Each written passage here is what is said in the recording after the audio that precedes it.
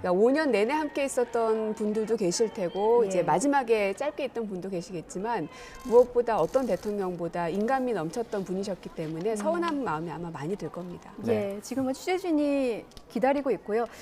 정문을 바로 나서면 또 다른 이제 지지자들, 시민들이 나와서 맞습니다. 문재인 대통령도 배웅한다고 하죠. 네, 지금도 이제 연호하는 목소리들이 들리는데요. 예. 이 정문을 이제 나오시게 되면 그 앞에는 청와대 사랑채와 또 분수대가 있습니다. 평상시에는 그 광장에서 일반 시민들께서 산책을 많이 하시는데 오늘은 그곳에 이제 일반 시민들께서 다 모이셔서 문재인 대통령의 마지막 퇴근길을 이제 환영도 해주고 환송도 해주는 그런 마음으로들 가 계신 것 같고요.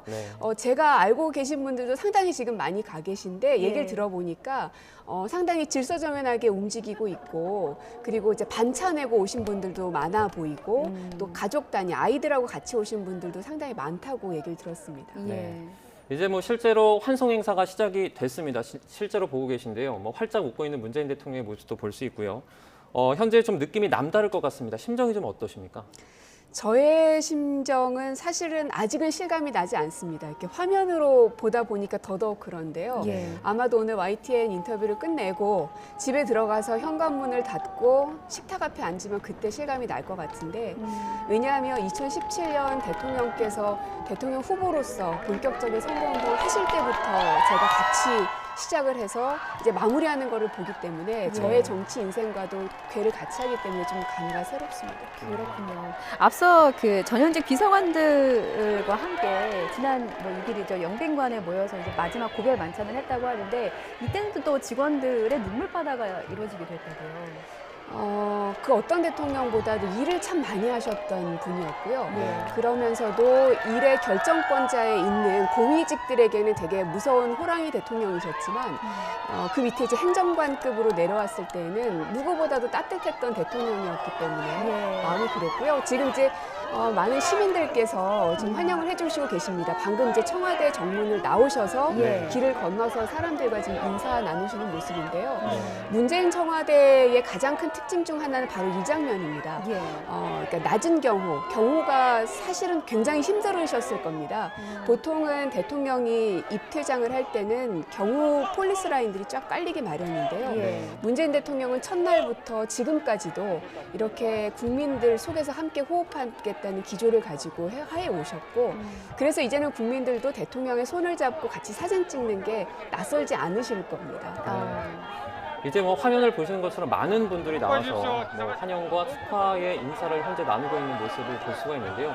저희가 지금 사람이 너무 많아서 여기가 어딘지 정확히 좀 말씀을 드리고 싶은데 이곳이 이제 청와대 정문을 나와서 있는 그 거리에 이 돌담길인데요. 그러니까 청와대 정문을 나오면 그 청와대 앞길이라고 우리는 통칭 얘기를 하는데 사실 문재인 정부 2017년 시작됐을 때만 해도 저 앞길이 완전히 개방되지 않았습니다. 검문을 받아야만 사람들이 들어올 수 있거나 일정 시간 이상이 되면 차량도 사람도 무조건 통행이 금지됐었는데요.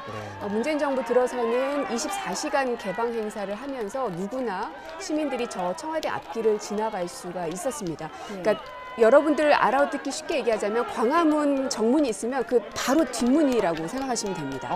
정확하게. 그래서 여기에서 한 200m 정도를 걸어 내려가시면 거기가 청와대 사랑채 분수대가 있는 곳인데요. 행사는 사랑채 앞에서 준비를 하고 계시는데 지금 여기에도 사람이 많으신 걸 보니까 아마도 사람의 그 행렬이 굉장히 길게 이 사랑채를 중심으로 해서 이 기억자 모양으로 쭉 줄을 이어져 있는 것 같습니다. 지금 현장의 목소리를 들어보니까 수천 명이 운집했다고 하더라고요.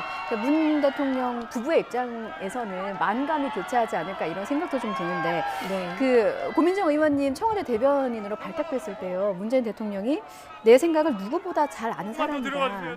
이런 말씀을 또 하셨었거든요.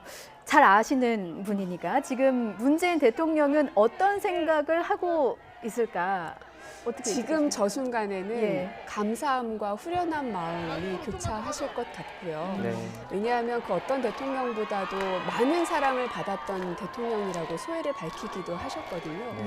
그러니까 그런 한마디 한마디 말씀에 늘 진심이 많이 묻어 있었고요. 저희 참모들한테 무언가를 지시하거나 뭔가 말을 하실 때도 이제 어떤 왜곡이라든지 과장이라든지 이런 말씀을 잘 안 하셨던 분이라 워딩 그대로 받아들이시면 되는 분이시거든요.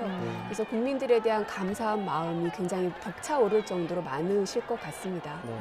이제 지난 총선 선거운동 기간에 고민정 의원께서 이제 자칭 문재인을 닮은 사람이다 이렇게 말씀을 해주셨는데요.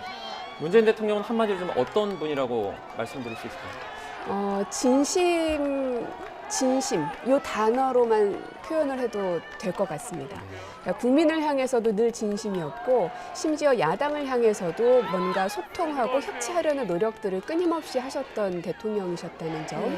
그리고 그 부분이 국민들에게도 이해되었다고 생각되는 게 지금 현재 나오고 있는 지지율이 그걸 반증한다고 생각합니다. 역대 대통령 가운데 당선됐을 때의 그 퍼센트와 퇴임했을 때의 지지율이 역전되는 경우는 아마 지금이 처음일 겁니다. 처음에 당선되셨을 때는 득표율이 41% 정도였었는데요. 5년 동안의 국정 지지율을 평균을 내봤더니 51% 정도가 나왔습니다. 거기에 대해서 아마 대통령께서는 누구보다 이 코로나에 대해서 함께 견뎌주셨던 국민들, 그리고 초기 17년에는 북한의 미사일 발사 등으로 인해서 평화가 굉장히 흔들렸지만 그것을 믿고 따라줬던 국민들에 대한 감사한 마음이 굉장히 많으실 겁니다. 지금 지지율 말씀하셔서요. 그 최근에 한국갤럽이 6일에 발표한 지지율 조사를 보면 임기 마지막 국정평가 여론조사였습니다.